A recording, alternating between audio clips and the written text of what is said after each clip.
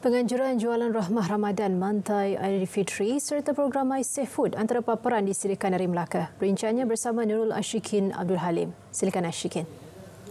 Baik, bermula hari ini sehingga 7 April, KPDN Melaka menganjurkan program jualan rahmah Ramadan Mantai Aidilfitri. Timbalan pengarahnya Rohaimi Mohamed Zawawi berkata 13 lokasi terlibat seawal jam 8.30 pagi. Antara lokasi terlibat tapak pasar malam Kampung Tun Razak, Kompleks Jeprun Tanjung Bidara, Dataran Gadik serta tapak pasar malam Taman Melaka Perdana. Harapan pihak KPDN ni supaya pengguna di luar sana mengambil peluang ini sebab jualan yang diadakan dengan bekalan yang banyak dan juga potongan harga yang lebih murah lah. Seperti yang saya maklum sebentar tadi, 30% lebih murah daripada harga jualan biasa lah. Sepanjang program berkenaan, KPDN menyediakan kira-kira 7 hingga 8 ekor lembu serta 3,000 ekor ayam bagi satu lokasi jualan. SWM Environment Sendirian Berhad, SWM Environment akan memberi tumpuan kepada 78 lokasi panas penempatan tong sampah berpusat di Melaka sempena sambutan perayaan Aidilfitri ini. Operasi khas yang dilancar bermula 7 hingga 13 April itu akan melibatkan 772 tenaga kerja dan 132 jentera pelbagai kegunaan bagi mengelakkan longgokan sampah tidak terkawal. Pengurus Besar Korporat SWM Environment Muhammad Nolisam Muhammad Nordin berkata lokasi berkenaan dikenal pasti sebagai kawasan berkepadatan penduduk beragama Islam yang tinggi. Antara lokasi dikenal pasti 37 lokasi di bawah seliaan Majlis Bandaraya Melaka Bersejarah MBMB, 20 lokasi di Majlis Perbandaran Jasin MPJ, 15 lokasi di Majlis Perbandaran Alur Gajah dan 6 lokasi di bawah pentadbiran Majlis Perbandaran Hang Tuah Jaya MPHTJ.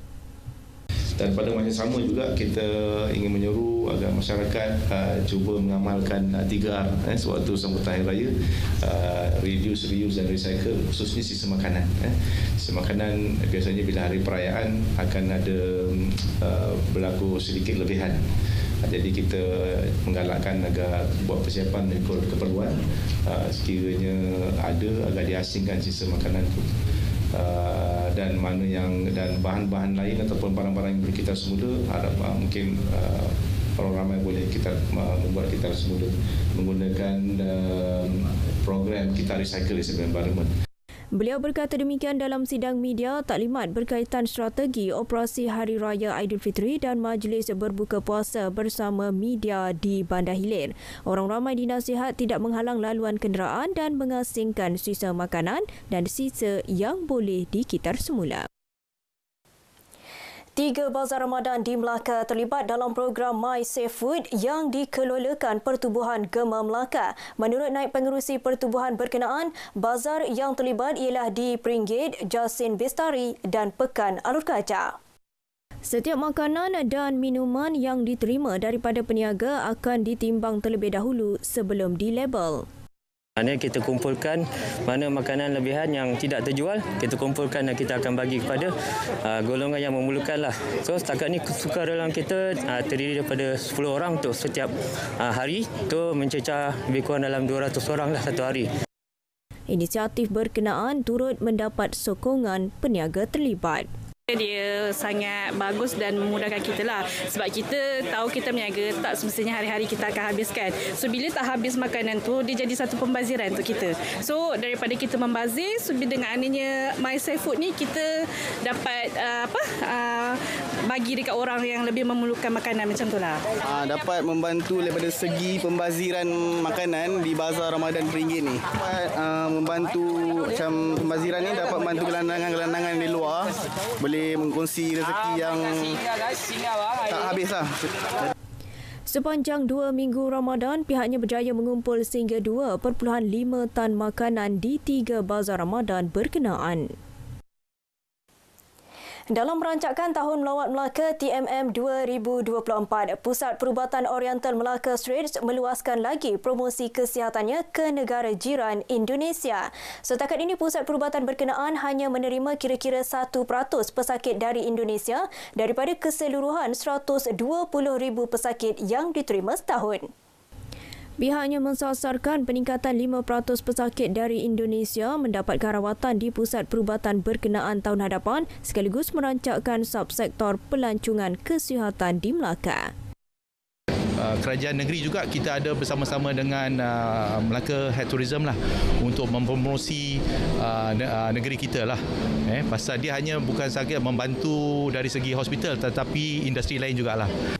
Inisiatif dilaksana termasuk mengadakan aktiviti promosi bersama badan bukan kerajaan NGO, pihak insurans dan ejen pelancongan di Indonesia. Pusat perubatan itu turut menawarkan harga istimewa untuk pemeriksaan kesihatan kepada pesakit dari Indonesia selain pesakit tempatan. Sekian perkembangan berita Melaka. Dari Sungai ke Segara, Palestin pasti merdeka. RTM teman setia anda kembali ke Kota Media Angkasa Puri. Salam Malaysia Madani. Assalamualaikum. Terima kasih, Syikin. Jelajah Ramadan RTM edisi ke-12 yang melabuh tirainya hari ini menjadi platform terbaik penaja bersama jenama Nesque mempromosikan produk keluarannya. Sepanjang 21 hari konvoi berlangsung, permintaan terhadap produk jenama berkenaan, terutama kopi klasik, semakin mendapat tempat.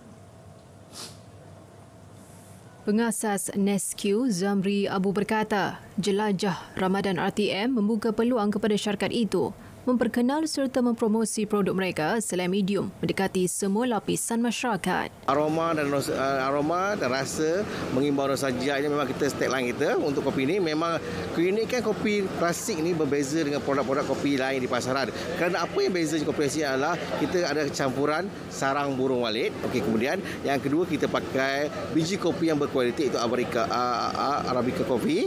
Kemudian ada brown sugar. Itu bestnya.